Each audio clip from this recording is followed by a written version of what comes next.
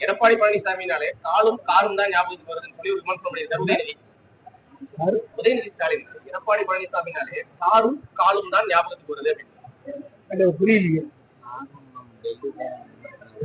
அதாங்க வேணுமெண்டே திட்டமிட்டு இப்படி செய்தி சொல்றது, வேற எந்த செய்தியும் கிடைக்கல. ஒரு அரசியல்வாதி முறையா அரசியல் சம்பந்தப்பட்ட பேசினா பரவாயில்ல, அதை விட்டுட்டு சம்மதம் இல்லாத பேசுறதுலாம் சிறுபிழைக்கணும். நல்லா புரியுதுங்களா? ஒரு முதிர்ந்த அரசியல்வாதி மக்களுடைய பிரச்சனை என்ன இருக்குன்னு பாக்கணும். அதைத்தான் நாங்க பாத்துட்டு இருக்கோம். அதிமுக அதைத்தான் பாக்கணும்.